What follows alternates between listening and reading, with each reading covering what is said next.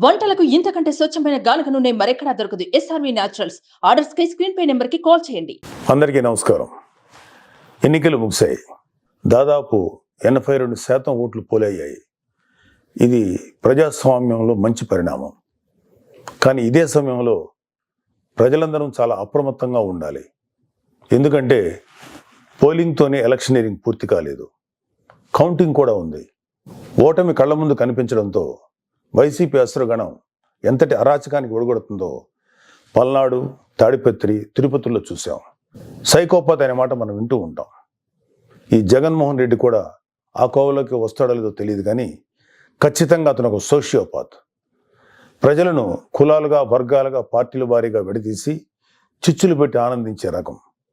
అతనిలో ఆ మానసిక స్థితిని మొదట్లో ఎవరు గుర్తించలేకపోయారు. ఆ వ్యాధిని తన అసురగణానికి కూడా అంటించాడు.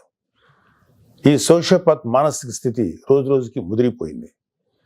ఓటమి కనిపిస్తుండటంతో వైసీపీ ముఠాలు ఉన్మాదంతో ప్రజల ఇళ్ల మీద పడి అరాచకం సృష్టిస్తున్నాయి.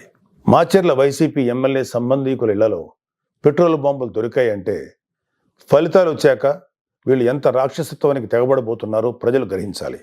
తాడిపత్రిలో పోలీసులు కూడా తమను తాము రక్షించుకునేందుకు అగచాట్లు పడ్డారు. అంటే వైసీపీ ఎంతగా రెచ్చిపోతుందో అర్థం చేసుకోవాలి. వైసీపీకి ఓటు వేయలేదని తెలిసి ఇళ్లలో చొరబడి మహిళలను, పిల్లల్ని అందరినీ చావుగొట్టే పైశాచికత్వాన్ని పెంచింది ఎవరు? ఖచ్చితంగా ఈ జగన్మోహన్ రెడ్డి అనే చెప్పాలి. విశాఖపట్నంలోని కంచరపాలెంలో ఓ కుటుంబం కూటమి అభ్యర్థులకు ఓటు వేసిందని తెలిసి వైసీపీ గుండాలు ఆ ఇంట్లో మహిళలను, చదువుకుంటున్న పిల్లలపై దుర్మార్గంగా దాడి చేసింది. గర్భంతో పుట్టింటికి వచ్చిన మహిళపైన తీవ్రంగా దాడి చేశారు. అంటే వైసీపీ రాక్షసత్వం ఏ స్థాయిలో ఉందో తెలుసుకోండి. ఇలాంటివన్నీ తెలుసుకొని చిక్కటి చిరునవ్వులు చెందించే వ్యక్తిని ఏమనాలి? మహేష్ బాబు స్పైడర్ సినిమాలో విలన్ సూర్య గుర్తొస్తున్నాడు కదూ. ఉత్తరాంధ్ర నుంచి రాయలసీమ వరకు ఎన్నికల అనంతరం హింసను ప్రేరేపించడంలో వైసీపీ ఓటమి కనిపిస్తుంది. రాబోయే ఓటమిని కప్పిపుచ్చుకునేందుకే ఈ దాడులు చేస్తుంది. ఈవీఎంలు భద్రపరిచిన స్ట్రాంగ్ రూమ్స్ దగ్గర కూడా భద్రత పటిష్టంగా ఉంచాలి. అక్కడ సెంట్రల్ గవర్నమెంట్ వారిది 3 అంచెల సెక్యూరిటీ ఉంది. అయినా కూడా అక్కడ మన కూటమి పార్టీల ప్రతినిధులు నిరంతరం పహరా ఉండాలి.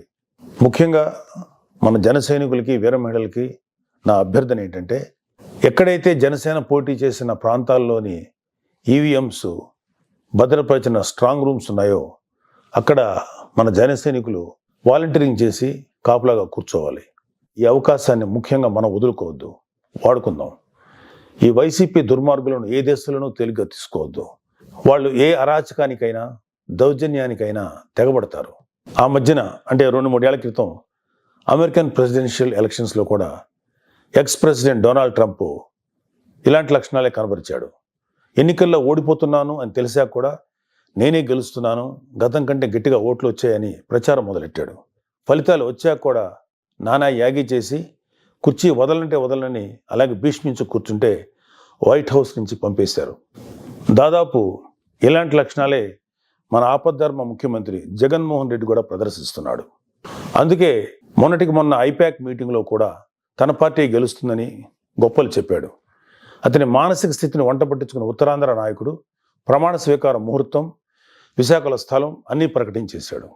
జూన్ 4 తర్వాత వీళ్ళందరినీ విశాఖలో ఉన్న ఆ ఆసుపత్రిలో చేర్చాల్సిందే. ట్రంప్ లాగే జగన్ కూడా కుర్చీ వదులుకోవడానికి ఇష్టపడ్డాం.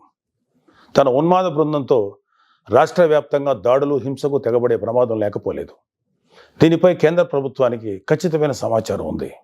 అందుకే వచ్చే నెల 15వ తేదీ వరకు కేంద్ర బలగాలను మోహరించాలని చెప్పింది.